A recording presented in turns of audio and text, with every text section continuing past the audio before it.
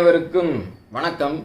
எனக்கு தெரிஞ்சு வரலாற்றை திருப்பி பார்க்குறப்போ ஹிட்லர் அப்புறம் முசோலினி இவங்களை எல்லாத்தையுமே ரொம்பவே மோசமான சர்வாதிகாரிகள் அப்படின்னு சொல்லுவாங்க. அவங்க எல்லாத்தையுமே தூக்கி சாப்பிடும் விதத்தில் இன்னொரு சர்வாதிகாரி இப்போ உலகத்தில் இருக்கிறாரு. வேறு யாரும் இல்லை, ஜி ஜின்பிங் தான். ஸோ ஜி ஜின்பிங் அவருடைய சுய லாபத்துக்காக நிறைய தவறான விஷயங்களை செஞ்சு வந்துட்டுருக்கிறாரு. அவர் செய்த தவறுனால இன்றைக்கி லைன் ஆஃப் ஆக்சுவல் கண்ட்ரோலில் ரொம்பவே ஒரு காம்ப்ளெக்ஸான ஒரு சுச்சுவேஷன் உண்டாகியிருக்கு. அதாவது ஈஸியாக அந்த பிரச்சனையை இனிமேல் சார்ட் அவுட் பண்ணிக்க முடியாதுன்ற அளவுக்கு நிலைமையை ஜி ஜின்பிங் கொண்டு வந்து விட்டுட்டாரு. சரி, இந்த ஜி ஜின்பிங்கினுடைய நோக்கம் என்ன அப்படின்னு பார்த்துக்கிட்டிங்கன்னா, ஒன்று அவர் பதவியில் இருக்கணும். இது மற்ற நாடுகள் மாதிரி சீனாவில் எலெக்ஷன்லாம் நடக்க போகிறது கிடையாது. ஸோ அவருடைய முக்கியத்துவம் இருக்கிற வரைக்கும் தான் அவரை ஆட்சியில் உட்கார வச்சுருப்பாங்க. அவரால் இருக்க முடியும், இல்லாட்டி கிளர்ச்சி வந்துடும். ஸோ அதனால் ஏதாவது ஒரு பிரச்சனை கொழுந்து விட்டு எரிஞ்சுக்கிட்டே இருக்கணும். இப்போ லைன் ஆஃப் ஆக்சுவல் கண்ட்ரோலில் பிரச்சனை தொடர்ச்சியாக இருக்கிறதன் மூலமாக சீனாவில் இருக்கக்கூடிய சிட்டிசன்ஸ் நிறையா பேர் அதை பற்றி பார்த்து இருப்பாங்க. இந்தியா மேலே ஒரு வெறுப்பை வளர்த்துக்குவாங்க. இப்போவே சைனாவில் இருக்கக்கூடிய நிறையா சிட்டிசன்ஸ் நிறையா விஷயங்களை லைன் ஆஃப் ஆக்சுவல் கண்ட்ரோலில் நடந்து இருக்கிறத தேடி படித்து இருக்கிறாங்க. உதாரணத்துக்கு நம்மளுடைய சோல்ஜர்ஸ் எல்லையில் உறைஞ்சு போயிருக்கிறாங்களா, நிறையா பேர் உயிரிழந்து இருக்கிறாங்களா, இந்தியா அட்வான்டேஜான பொசிஷனில் இருக்கா, சீனா அட்வான்டேஜான பொசிஷனில் இருக்கா. ஸோ இந்த மாதிரி ஏகப்பட்ட விஷயங்களை அவங்க பார்த்து இருக்காங்க. ஜி ஜின்பிங் இந்த மாதிரியான விஷயங்களை, அதாவது கொழுந்து விட்டு எரிய வைக்கிறதுக்கு இன்னொரு முக்கியமான காரணம் இருக்குது. என்ன காரணம் அப்படின்னு பார்த்துக்கிட்டிங்கன்னா, உள்நாட்டுக்குள்ளே பிளவு வந்துடக்கூடாது. சோவியத் யூனியன் உடஞ்ச மாதிரி சீனாவில் ஒரு சின்ன பார்ட்டு கூட உடஞ்சிடக்கூடாது. அதனால் நேஷ்னலிஸ்டிக் ஃபீலிங்கை எப்பயுமே மக்கள் மத்தியில் இருக்க வைக்கணும் அப்படின்றதுக்காக இந்த விஷயத்த செஞ்சு இருக்கிறாரு. இந்த லைன் ஆஃப் ஆக்சுவல் கண்ட்ரோலில் என்ன நடந்து இருக்கு அப்படின்றத நான் அப்புறம் சொல்கிறேன். முதல்ல யுனைடெட் அரப் எமிரேட்ஸ் மேலே ஹவுத்தி ரிபல்ஸ் நடத்தின அந்த ட்ரோன் அட்டாக் பற்றி நம்ம பார்த்துடலாம். இந்த திங்கக்கிழமை துபாயே ஆடி போகிற அளவுக்கு ஹவுத்தி ரிபல்ஸ் ஒரு பெரிய விஷயத்த பண்ணியிருக்கிறாங்க. அவங்க நடத்தின ஹவுத்தி ரிபல்ஸ், யமனில் இருக்கக்கூடிய ஹவுத்தி ரிபல்ஸ் நடத்தின ட்ரோன் அட்டாக்ல 3 அப்பாவி தொழிலாளர்கள் உயிரிழந்துட்டாங்க அப்படின்னே சொல்லலாம். அவங்க நிறைய இடத்துல திங்கக்கிழமை ட்ரோன் அட்டாக் பண்ணியிருக்கிறாங்க, ஹவுத்தி ரிபல்ஸ் பண்ணியிருக்கிறாங்க. அதில் ஒரு குறிப்பிட்ட ஆயில் பிளான்ட்டில் நடத்தின அட்டாக்ல 3 பெட்ரோலியம் டேங்கர்ஸ் வெடித்து 2 இந்தியன் சிட்டிசன்ஸ், இங்கேருந்து அங்கே போய் வேலை செஞ்சுட்டு இருக்கக்கூடிய தொழிலாளிகள், ஒரு பாகிஸ்தானி நேஷ்னல், அவர் தொழிலாளி தான். ஸோ 3 பேர் பரிதாபகரமாக உயிரிழந்துட்டாங்க. நிறையா பேர் கேட்குற கேள்வி என்னென்னா, நீங்கள் 2 பேர் அடிச்சுட்டு சாகிறதுக்கு எதுக்கிட்ட அப்பாவி மக்களை கொண்டுகிட்டு இருக்கீங்க அப்படின்னு சொல்லி நிறையா பேர் ரீசனபிளான பாயிண்ட்ஸ் எல்லாம் எடுத்து முன் வச்சு இருக்கிறாங்க. பாருங்கள், துபாய் ரொம்பவே பாதுகாப்பான நாடு, அங்கே எந்த விதமான பிரச்சனையும் வந்துடாது அப்படின்னு சொல்லிட்டு நிறைய பேர் நினச்சிட்டு துபாயில் ரொம்பவே நிறைய இன்வெஸ்ட்மெண்ட் பண்ணி இருக்கிறாங்க. நிறையா ஃபாரினர்ஸ், நிறைய வெஸ்டர்னர்ஸ் எல்லாம் துபாயில் செட்டில் ஆகி இருக்கிறாங்க. ஸோ அப்படி இருக்கிறப்போ அபுதாபி துபாயினுடைய கேபிட்டல், யுனைடெட் அரப் எமிரேட்ஸினுடைய கேபிட்டல். ஸோ இந்த ஹவுத்தி ரிபல்ஸ் சானா அப்படின்ற ஒரு பகுதி, அதாவது இந்த ஹவுத்தி ரிபல்ஸினுடைய கேபிட்டல், யமனில் இருக்கக்கூடிய அவங்களுடைய கேபிட்டல். ஸோ அங்கேருந்து அபுதாபி மேலே டேரெக்டாக ஒரு பயங்கரமான ஒரு ட்ரோன் அட்டாக் பண்ணுறாங்க.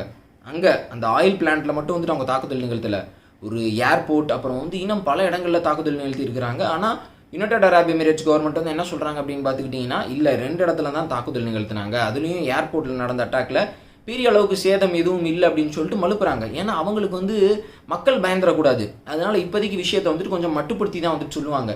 சரி, இந்த ஹவுத்தி ரிபல்ஸ் பாருங்கள், இவ்வளோ தூரம் 2000 கிலோமீட்டர் தூரம் வரைக்கும் ட்ரோனை சிறப்பாக செயல்படுத்தி அனுப்பிச்சி வச்சு துல்லியமாக தாக்குதல் நிகழ்த்துறாங்க அப்படின்னா இவங்களுக்கு பெரிய அளவுக்கு மிலிட்ரி ட்ரைனிங் இருக்குது, இவங்களுக்கு பெரிய அளவுக்கு இராணுவ நுட்பங்கள் தெரிஞ்சிருக்கு அப்படின்றத நம்ம புரிஞ்சுக்கலாம். இவங்களுக்கு ஈரான் மிகப்பெரிய பேக்கப். சரி, இப்போ என்ன நடந்து இருக்கு, எதனால் அபுதாபிக்குள்ளே போயிட்டு பயங்கரமான டெட்லி ட்ரோன் அட்டாக் பண்ணுற அளவுக்கு ஹவுத்தி ரிபல்ஸ்க்கு துபாய் மேலே கோபம்? இது ஒரு பெரிய பிரச்சனை. 2014ஆம் ஆண்டுலேருந்து இந்த யமன் வார் நடந்து இருக்கு. சிம்பிளாக சொல்லணும் அப்படின்னா, ஷியா முஸ்லீம்களுக்கும் சுன்னி முஸ்லீம்களுக்கும் எதிராக நடந்துட்டு இருக்கக்கூடிய மோதல் அப்படின்னே சொல்லலாம். இந்த ஹவுத்தி ரிபல்ஸ் பார்த்துக்கிட்டிங்கன்னா ஷியா முஸ்லீம்ஸ். ஸோ இவங்களுக்கு யார் பெரிய பேக்கப் அப்படின்னா ஈரான் பெரிய பேக்கப். ஸோ இப்போ யமனில் இருக்கக்கூடிய ஆட்சியாளர் ஒரு பப்பட் ஆட்சியாளர். அவர் சவுதி அரேபியானாலையும் அப்புறம் எமிரேட்ஸாலையும் நியமிக்கப்பட்டவர். ஸோ பெரும்பாலான பகுதிகள் இப்போ அரசாங்க படைகள் கிட்ட இருக்குது. ஆனால் குறிப்பிட்ட முக்கியமான இடங்கள், ஒரு சில இடங்கள் இப்போ ஹவுத்தி ரிபல்ஸ் கிட்ட இருக்குது. இப்போ ஹவுத்தி ரிபல்ஸுக்கு எமிரேட்ஸ் மேலே என்ன கோபம் அப்படின்னு பார்த்துக்கிட்டிங்கன்னா, எமிரேட்ஸ் பெரிய அளவுக்கு அரசாங்க படைகளுக்கு ஆதரவு தெரிவித்து இருக்கிறாங்க. அது மட்டும் இல்லாமல் பெரிய அளவுக்கு ஆயுதங்களை அரசாங்க படைகளுக்கு உதவி இருக்கிறாங்க. நிறைய லோக்கல் மிலிட்டன்ட் குரூப்ஸை கிரியேட் பண்ணியிருக்கிறாங்க. ஹவுத்தி ரிபல்ஸ் ஒரு ரிபல் குரூப். அதே மாதிரி அரசாங்கத்துக்கு ஆதரவான நிறைய சுன்னி முஸ்லீம் குரூப்ஸ் கிரியேட் பண்ணியிருக்கிறாங்க. ஸோ அவங்க ஹவுத்தி ரிபல்ஸுக்கு மிகப்பெரிய நெருக்கடியை போட்டு இருக்காங்க. இதனால ஹவுத்தி ரிபல்ஸ் பெரிய பகுதிகளை இழக்க நேருது அப்படின்னு சொல்லிட்டு ஹவுத்தி ரிபல்ஸ் எமிரேட்ஸ் மேலே மிகப்பெரிய கோபத்தில் இருக்கிறாங்க. இன்னொரு பக்கம் சவுதி அரேபியாவும் இதே விஷயத்தை தான் செஞ்சு வந்துட்டு இருக்கிறாங்க. ஆனால் இப்போது எமிரேட்ஸ் வந்து துபாய் வந்து கொஞ்சம் குறைச்சிக்கிட்டாங்க, அவங்களுடைய ஆக்டிவிட்டியை குறைச்சிக்கிட்டாங்க. முதல்லலாம் பார்த்துக்கிட்டிங்கன்னா நிறைய அவங்களுடைய ட்ரூப்ஸை யமனுக்குள்ளே வந்து அனுப்பிச்சு சண்டை போட வச்சுக்கிட்டு இருந்தாங்க. ஆனால் இப்போ அது எல்லாத்தையுமே கம்மி பண்ணிக்கிட்டாங்க. ஏன்னா இந்த யுத்தம் எதை நோக்கி போகுது அப்படின்னே தெரில. கிட்டத்தட்ட 7 ஆண்டுகளுக்கு மேலாக வந்துட்டு நடந்து வந்துட்டு இருக்கு. இப்போ 3 பேர் உயிரிழந்துட்டாங்க இவங்க நடத்தின ஹவுதி ரிபல்ஸ் நடத்தின ட்ரோன் அட்டாக்ல. இம்மீடியட்டாக நெக்ஸ்ட் டேவே துபாய் பார்த்துக்கிட்டிங்கன்னா, எமிரேட்ஸ் பார்த்துக்கிட்டிங்கன்னா ஒரு பெரிய ஏர் ரைடை வந்து கண்டக்ட் பண்ணியிருக்கிறாங்க. இஸ்ரேல் பாணியில் வந்துட்டு இப்போது துபாய் செயல்பட்டு வந்துட்டு இருக்கிறாங்க அப்படின்னே சொல்லலாம். அடுத்த நாள் இந்த செவ்வாய்க்கிழமை நடத்தின அந்த ஏர் அட்டாக்ல 11 பேர் உயிரிழந்துட்டாங்க. 11 அப்பாவி பொதுமக்கள் அப்படின்னே வந்துட்டு சொல்லலாம். அதில் பலி எண்ணிக்கை இன்னும் அதிகமாக கூடும் அப்படின்ற மாதிரி சொல்கிறாங்க. 2 வீட்டை வந்து தரைமட்டமாக்கி இருக்கிறாங்க. இது வந்து ஒரு ரிட்டாலியேட்டரி ஸ்ட்ரைக் அப்படின்னு சொல்லியிருக்கிறாங்க. ஸோ இதற்கப்புறம் பிரச்சனை இன்னும் தீவிரமடைகிறதற்கான வாய்ப்புகள் இருக்குது. இப்போ உங்களுக்கு புரிஞ்சிருக்கும் எதனால் துபாய் வந்து ரஃபேல் அப்புறம் நிறைய அட்வான்ஸ்டு வெப்பன்ஸ் எல்லாம் வாங்கி குவிச்சு வந்துட்டு இருக்கிறாங்க அப்படின்றது நிறைய பேருக்கு புரிஞ்சிருக்கும். இதே மாதிரி தான் சவுதி அரேபியாவும் வந்துட்டு ராணுவத்துக்கு பெரிய அளவுக்கு முதலீடு செஞ்சு வந்துகிட்டு இருக்கிறாங்க. யமன் வாரில் மிகப்பெரிய லெவலில் பாதிக்கப்பட்டிருக்கிறது யார் அப்படின்னு பார்த்துக்கிட்டிங்கன்னா யமன் நாட்டை சேர்ந்த பொதுமக்கள் தான். ஸோ சவுதி அரேபியாவும் எமிரேட்ஸும் அவங்களுடைய குணத்தை மாற்றிக்கணும், அவங்களுடைய போர் குணத்தை மாற்றிக்கணும். அவங்க வந்து தலையிடுறதுனால தான் அந்த பிரச்சனை இவ்வளோ காம்ப்ளிகேட் ஆயிருக்கு அப்படின்னு சொல்லிட்டு நிறைய எக்ஸ்பர்ட்ஸ் வந்துட்டு ஒப்பீனியன் சொல்லி வந்துட்டு இருக்காங்க. ஸோ இது சம்மந்தமான உங்களுடைய ஒப்பீனியன்ஸை மறக்காம கமெண்ட் செக்ஷனில் சொல்லுங்கள். சரி, இப்போ நான் லைன் ஆஃப் ஆக்சுவல் கண்ட்ரோல் சம்மந்தமான முக்கியமான விஷயத்துக்கு வந்துட்டு நான் வர்றேன். வீடியோட ஸ்டார்டிங்கில் நான் சொல்லியிருந்தேன் ஜி ஜின்பிங் வந்து இப்போ இருக்கக்கூடிய நிலைமையை ரொம்பவே மோசமாக்கி வந்துட்டு இருக்கிறார் அப்படின்னு நான் சொல்லியிருந்தேன். இப்போது ரீசெண்டாக இந்தியாவுக்கும் சீனாவுக்கும் நடந்த 14th மிலிட்ரி கமாண்டர்ஸ் லெவல் பேச்சுவார்த்தையும் தோல்வியில் முடிஞ்சது அப்படின்றது உங்கள் எல்லாத்துக்குமே தெரியும். அது தோல்வியில் முடிஞ்சதற்கு முக்கியமான காரணம் என்ன அப்படின்னு பார்த்துக்கிட்டிங்கன்னா, PLA கமாண்டர்ஸ் வந்து இந்தியா கிட்ட ஒரு முக்கியமான ஒரு ப்ரொபோசலை வந்துட்டு வச்சிருக்கிறாங்க. பேட்ரோலிங் பாயிண்ட் 15லேருந்து நீங்கள் பின்னாடி போகணும். பல ஆண்டுகளாக இந்தியா பேட்ரோல் செஞ்சு வந்துட்டு இருக்கக்கூடிய ஒரு முக்கியமான பகுதி கோக்ரா போஸ்ட் பக்கத்தில் வந்துட்டு இருக்கு. இந்த மேப்பில் நீங்கள் பார்த்தீங்கன்னா தெரியும். ஸோ இந்த பேட்ரோலிங் பாயிண்ட் 15லேருந்து நீங்கள் பின்னாடி போங்க அப்படின்னு சொல்கிறாங்க. ஏன் சொல்கிறாங்க? சில ஆண்டுகளுக்கு முன்னாடி கேல்வான் வேலிக்கு போகிறதற்காக சீனா வந்துட்டு ஒரு ரோடு போட்டிருந்தாங்க. ஸோ இந்த பேட்ரோலிங் பாயிண்ட் 15லேருந்து அந்த ரோடு வந்து வெறும் 2 கிலோமீட்டர் தான். ஸோ இந்த பேட்ரோலிங் பாயிண்ட் 15லேருந்து ஈஸியாக அந்த ரோடை இந்தியா வந்து அடிக்கணும்னு நினச்சா ஈஸியாக அடிக்கலாம், ஈஸியாக கட் ஆஃப் பண்ணிடலாம். சீனாக்காரன் என்ன யோசிக்கிறான், நம்ம இவ்வளோ செலவு பண்ணி ரோடு போட்டிருக்கிறோம், அவனுடைய பேட்ரோலிங் பாயிண்ட் வந்துட்டு எப்படி பக்கத்தில் இருக்கலாம், நம்ம போட்டது 3 வருஷத்துக்கு முன்னாடி தான், ஆனாலும் வந்துட்டு நம்ம அவனை காலி பண்ண சொல்லுவோம் அப்படின்னு நிலைமையை வந்துட்டு அவங்களுக்கு ஃபேவரபுளாக மாற்றுறதுக்கு முயற்சி பண்ணி வந்துட்டு இருக்கிறாங்க. ஸோ இந்தியாவுக்கு இந்த விஷயம் எல்லாமே வந்துட்டு நல்லா தெளிவாக வந்துட்டு தெரியும். இத்தனை ஆண்டு காலமாக நாங்கள் பேட்ரோல் பண்ணி வந்துட்டு இருக்கிறோம், பெரிய பெரிய பிரச்சனை நடந்துட்டு இருந்தப்பெல்லாம் இந்த பேட்ரோலிங் பாயிண்ட் 15 பற்றி நீங்கள் ஒன்றுமே வந்துட்டு சொல்லலாம். ஆனால் இப்போ வந்துட்டு எங்களை இந்த பாயிண்ட் விட்டு நீங்கள் போகணும்னு சொல்கிறீங்களே, இது எப்படி வந்துட்டு சாத்தியம் அப்படின்னு சொல்லி இந்தியா தரப்பில் வந்துட்டு கேட்குறாங்க. ஸோ பேச்சுவார்த்தை ஒரு முடிவு இல்லாமல் அப்படியே போயிட்டு வந்துட்டு முடியுது. இப்போது சீனாக்காரன் எந்த அளவுக்கு புத்திசாலித்தனமாக பேசி வந்துட்டு இருக்கிறான் பாருங்க. அவன் மட்டும்தான் புத்திசாலி, மற்றவெல்லாம் இழிச்சவாயன் மாதிரி வந்துட்டு எதை சொன்னாலும் அப்படியே பல்ல காமிச்சிக்கிட்டு வந்துட்டு கேட்டுருவாங்க அப்படின்ற மாதிரி அவன் ஏகப்பட்ட விஷயத்த சொல்லி வந்துட்டு இருக்கிறான். இப்போ நம்மளுடைய நாட்டில் முக்கியமான தலைமை பொறுப்பில் இருக்கிறவங்களுக்கு என்ன விஷயம் தெரிய வந்திருக்கு அப்படின்னா, சீனா பேச்சுவார்த்தையை பயன்படுத்தி லைன் ஆஃப் ஆக்சுவல் கண்ட்ரோலில் வெஸ்ட்வர்ட்ஸ் புஷ் பண்ணுறதுக்கு ட்ரை பண்ணுறாங்க. அதாவது இந்தியா சைடு எவ்வளோ தள்ள முடியுமோ அந்த மாதிரி தள்ளுறதுக்கு முயற்சி பண்ணுறாங்க அப்படின்றது தெரிய வந்திருக்கு. இதற்கு முன்னாடி பார்த்துக்கிட்டிங்கன்னா சலாமி ஸ்லைசிங் டெக்னிக்கை வந்துட்டு அவங்க யூஸ் பண்ணி வந்துட்டு இருந்தாங்க. ஒரு பக்கம் நிறைய முக்கியமான இடங்களில் வந்து ப்ரெஷரை போட்டு படைகளை போட்டு இந்தியாவை பின்னாடி தள்ளணும் அப்படின்ற மாதிரிலாம் ட்ரை பண்ணி வந்துட்டு இருந்தாங்க. சீனாவினுடைய நோக்கமே யுத்தத்தில் ஜெயிக்கணும். யுத்தமே நடக்கக்கூடிய அந்த டக் ஆஃப் வாரில் எந்த ஆயுதங்களையும் பயன்படுத்தாமல் ஜெயிக்கணும், அதான் சீனாவினுடைய நோக்கமே. ஸோ இப்போ வந்து பேச்சுவார்த்தையை அவங்க கையில் எடுத்துருக்கிறாங்க அப்படின்றது இந்தியாவுக்கு ரொம்ப தெளிவாகவே புரிஞ்சிருச்சு. அதனால் இனிமேல் நடக்கக்கூடிய எல்லா பேச்சுவார்த்தைகளும் தோல்வியில் தான் போய் முடியும். அது பேச்சுவார்த்தையே கிடையாது, சீனா வந்துட்டு வேணும்னே நம்மளை வந்துட்டு டெஸ்ட் பண்ணி பார்த்துட்டு இருக்கிறாங்க. இன்னொரு பக்கம் பார்த்துக்கிட்டிங்கன்னா நார்தன் பேங்க் ஆஃப் பேங்காங் சோவையும் சதர்ன் பேங்க் ஆஃப் பேங்காங் சோவையும் கனெக்ட் பண்ணுற மாதிரி சீனா ஒரு ரோடு போட்டு வந்துட்டு இருக்கிறாங்க.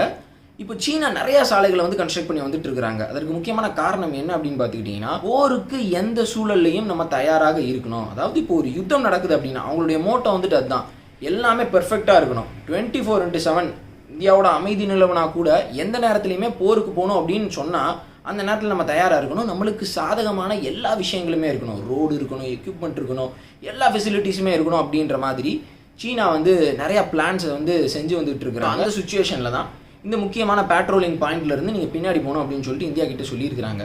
அது மட்டும் இல்லை, இப்போ ரீசெண்டாக கோக்ரா போஸ்ட்லேயும் சரி, அப்புறம் இன்னொரு பக்கம் நார்தன் பேங்க் ஆஃப் பேங்காங் சொல்லியும் சரி, கேல்வான் வேலிலையும் சரி, சைனா வந்து அந்த இடத்துல பஃபர் ஜோன்ஸ் வந்து கிரியேட் பண்ணணும்னு சொல்லி கிரியேட் பண்ண வச்சுட்டாங்க. இப்போ நிறைய பேர் என்ன சொல்கிறாங்க அப்படின்னா, அந்த பஃபர் ஜோன்ஸை வந்து கிரியேட் பண்ணுறதுக்கு இந்தியா அனுமதி கொடுத்துருக்க கூடாது. இப்போ பாருங்கள், பேங்காங் சோவினுடைய ஃபிங்கர் 3 வரைக்கும் தான் இப்போ நம்ம போக முடியும். ஃபிங்கர் 3லேருந்து ஃபிங்கர் 8 வரைக்கும் வந்து அது பஃபர் ஜோன். இதற்கு முன்னாடி நம்ம ஃபிங்கர் 6 வரைக்கும் வந்துட்டு நம்ம போய்கிட்டு இருந்தோம். சீனா வந்து ஃபிங்கர் 5 வரைக்கும் கிட்ட வந்துட்டு வருவாங்க. பாருங்கள், எப்படியோ நம்ம பல ஆண்டுகளாக போய்கிட்டு இருந்த இடத்துக்குள்ளே போக விடாமல் சீனா வந்து ஏதோ ஒரு விஷயத்த சாதிக்கணும் அப்படின்னு சொல்லிட்டு நினைக்கிறாங்க. இதை வந்துட்டு நம்ம திருப்பியும் அனுமதிக்கவே கூடாது. இப்போ ஒரு சில எக்ஸ்பர்ட் சொல்கிறாங்க, என்ன சொல்கிறாங்க அப்படின்னா, நம்ம வந்து சதர்ன் பேங்க் ஆஃப் பேங்காங்ஸோலேருந்து பின்வாங்கினதை, முக்கியமான உயரமான மலைப்பகுதிகளிலிருந்து நம்ம பின்வாங்கினதை இப்போ நம்ம ரியலைஸ் பண்ணி நம்ம வந்து ஃபீல் பண்ணியிருப்போம். கண்டிப்பாக வந்துட்டு ஒரு சில முக்கியமான மிலிட்ரி கமாண்டர்ஸ் எல்லாம் ஃபீல் பண்ணியிருப்பாங்க. ஸோ சீனாவுக்கு சரியான பாடத்தை அவங்களுடைய பாணியில் இந்தியா இனிமேல் வரப்போகிற காலங்களில் புகட்டினாதான் சீனா கொஞ்சமாவது வந்துட்டு யோசிப்பாங்க. ஏதாவது ஒரு விஷயத்தை செய்கிறதுக்கு முன்னாடி பேச்சுவார்த்தையில் கூட வந்துட்டு அவங்க பெரிய அளவுக்கு டிமாண்ட்லாம் வைக்க மாட்டாங்க அப்படின்ற மாதிரி சொல்கிறாங்க. ஸோ இப்படிப்பட்ட விஷயங்கள் லைன் ஆஃப் ஆக்சுவல் கண்ட்ரோலில் நடந்து வந்துட்டு இருக்கு. அதை பற்றி பேசணுன்னா இன்னும் ஏகப்பட்ட விஷயங்கள் பேசலாம். சரி, இப்போது சைனீஸ் சிட்டிசன்ஸ் வந்து ஜென்ரலாக என்ன திங்க் பண்ணி வந்துட்டு இருக்கிறாங்க, அங்கே என்ன விஷயங்கள் போய்கிட்டு இருக்கு அப்படின்றத வந்துட்டு நான் உங்கள்கிட்ட நான் சொல்லிடுறேன். அவங்களுடைய பைடு அப்படின்ற அந்த சோஷியல் மீடியா பிளாட்ஃபார்மில் பார்த்துக்கிட்டிங்கன்னா கிட்டத்தட்ட 4 மில்லியன் டைம்ஸ் வியூஸ் வந்துட்டு போயிருக்கு. ஒரு முக்கியமான விஷயத்தை வந்துட்டு அவங்க பார்த்துருக்குறாங்க. என்ன அப்படின்னா, அங்கே இருக்கக்கூடிய ஒரு செக்யூரிட்டி எக்ஸ்பர்ட் வந்து, இல்லை நம்மளுடைய சோல்ஜர்ஸ் வந்து லைன் ஆஃப் ஆக்சுவல் கண்ட்ரோலில் கஷ்டப்படலை, அவங்க வந்து பணியிலெல்லாம் ஒன்றும் உறைஞ்சு போகல அப்படின்னு சொல்லிட்டு ஒரு சில விஷயங்களை சொல்லியிருக்கிறாரு. ஸோ அதுக்கு வந்து 4 மில்லியன் வியூஸ் போயிருக்கு. அப்போ சைனீஸ் சிட்டிசன்ஸ் எல்லாம் என்ன ஒரு மென்டாலிட்டியில் இருக்கிறாங்க அப்படின்னா, உண்மையிலேயே நம்மளுடைய சோல்ஜர்ஸ் வந்து அங்கே நல்லா இருக்கிறாங்களா, அவன் வந்து சண்டைக்கு போயிருக்காண்டா, அங்கே இருக்கிறவன் வந்துட்டு நல்லா இருக்கானா, நல்லா சாப்பிட்டானா, நல்லா தூங்கினானா அப்படின்றதெல்லாம் நீங்கள் எதிர்பார்க்க முடியாது. அங்கே நிலைமை வந்துட்டு கடினமாகத்தான் இருக்கும். இருந்தாலும் வந்து இவங்க ரொம்ப பேம்பர்டாக, ரொம்ப குழந்தைகள் மாதிரி இருந்துட்டதுனால, ஐயோ நம்ம பையன் அங்கே நல்லா இருக்கிறானா, அவங்க நல்லா இருக்கிறாங்களா அப்படின்ற மாதிரி அவங்க அந்த மாதிரியான விஷயங்களை தேடி தேடி பார்த்து வந்துட்டு இருக்கிறாங்க. ஸோ அப்படி இருக்கிறப்போ சைனீஸ் சோல்ஜர்ஸ் யாரும் வந்துட்டு உறைஞ்சு போல அப்படின்னு சொல்லிட்டு ஒருத்தர் சொல்லியிருக்கிறாரு அப்படின்னா, அதை வந்துட்டு பெரிய அளவுக்கு வந்து அவங்க தேடி பார்த்துருக்குறாங்க. அப்பாடா நல்லா இருக்கிறாங்கப்பா. அந்த அளவுக்கு தான் சீன இளைஞர்களுக்கு வந்துட்டு அவங்களுடைய இராணுவ வீரர்கள் மேலே நம்பிக்கை. அதே நேரத்தில் இந்தியன் சோல்ஜர்ஸ் எத்தனை பேர் செத்தாங்க, இந்தியா வந்து எவ்வளோ தூரம் பின்வாங்கி இருக்கிறாங்க அப்படின்ற மாதிரியான விஷயங்களையும் அவங்க தேடி தேடி பார்த்து வந்துட்டு இருக்கிறாங்க. ஸோ இப்போது சைனீஸ் சிட்டிசன்ஸினுடைய மென்டாலிட்டி, அங்கே இருக்கக்கூடிய யூத் அவங்களுடைய மென்டாலிட்டி எப்படி இருக்குது அப்படின்னு பார்த்துக்கிட்டிங்கன்னா, நம்ம ஒரு வளர்ந்த நாடாக வந்துட்டு நம்ம மாறிட்டோம். இப்போ வந்துட்டு நம்ம அமெரிக்காவே வந்துட்டு நம்ம எதிர்கொள்ள ஆரம்பிச்சிட்டோம். இந்தியாலாம் நம்மளுக்கு ஒரு பொருட்டே கிடையாது. சைனா நினச்சா எந்த விஷயத்தை வேணாலும் ஈஸியாக செஞ்சிடலாம். எப்போ வந்துட்டு நம்ம வந்து டவாங் ட்ராக்டை பிடிக்க போகிறோம், எப்போ வந்துட்டு தாய்வானை பிடிக்க போகிறோம் அப்படின்னு சொல்லிட்டு அவங்களே ஒரு மனக்கணக்கு போட்டு வந்துட்டு இருக்கிறாங்க. ஸோ அந்தளவுக்கு இப்போ இருக்கக்கூடிய சீன இளைஞர்களுக்கு நம்ம வளர்ந்துட்டோம் அப்படின்னு சொல்லிட்டு ஓவர் கான்ஃபிடன்ஸ் அப்படின்றது அவங்க மனசில் குடிகொண்டிருக்கு. ஸோ ஓவர் கான்ஃபிடன்ஸ் உடம்புக்கு ஆகாது. இதோட இந்த வீடியோ வந்துட்டு நான் முடிச்சுக்கிறேன். ஸோ உங்களுடைய ஒப்பீனியன் லைன் ஆஃப் ஆக்சுவல் கண்ட்ரோலில் நிகழ்ந்து வந்துட்டு இருக்கிறது சம்மந்தமான உங்களுடைய ஒப்பீனியனை மறக்காமல் கமெண்ட் செக்ஷனில் சொல்லுங்கள். இந்த வீடியோவில் 2 முக்கியமான விஷயத்தை பற்றி வந்துட்டு நம்ம பார்த்தோம். ஒன்று லைன் ஆஃப் ஆக்சுவல் கண்ட்ரோலில் நடந்து வந்துட்டு இருக்கக்கூடிய விஷயம், இன்னொன்று யுனைடெட் அரப் எமிரேட்ஸுக்கும் ஹவுதி ரிபல்ஸுக்கும் என்ன மோதல் ஏற்பட்டது அப்படின்றத வந்துட்டு நம்ம பார்த்தோம். இதுபோல் இன்னும் நிறைய முக்கியமான விஷயங்களை இனிமேல் வரப்போகிற நாட்கள்லையும் நம்ம வந்து தொடர்ச்சியாக பார்க்கலாம். ஸோ சேனலை சப்ஸ்கிரைப் பண்ணாதவங்க மறக்காமல் சப்ஸ்கிரைப் பண்ணிக்கோங்க. நிறையா பேர் சப்ஸ்கிரைப் பண்ணாமல் சேனலை தொடர்ச்சியாக பார்த்து வந்துட்டு இருக்கீங்க. ஸோ நீங்கள் சப்ஸ்கிரைப் பண்ணிட்டீங்க அப்படின்னா ரெகுலராக என்னோடய நோட்டிஃபிகேஷன்ஸ் உங்களுக்கு வர்றதற்கான வாய்ப்புகள் நிறையாவே இருக்குது. பெல் ஐக்கானையும் கிளிக் பண்ணிக்கிட்டீங்க அப்படின்னா 90% வந்துடும். ஸோ அதனால் சப்ஸ்கிரைப் பண்ணிக்கோங்க அப்படின்னு நான் சொல்லிக்கிறேன். மறக்காமல் பெல் ஐக்கானையும் கிளிக் பண்ணிக்கோங்க. மறக்காமல் இந்த வீடியோ உங்களுடைய ஃப்ரெண்ட்ஸுக்கு வந்து ஷேர் பண்ணுங்கள். நாளைக்கு வேறு ஒரு வீடியோவில் சந்திக்கலாம். until then, it's சித்து மோகன். Stay safe, take care, Jai Hind.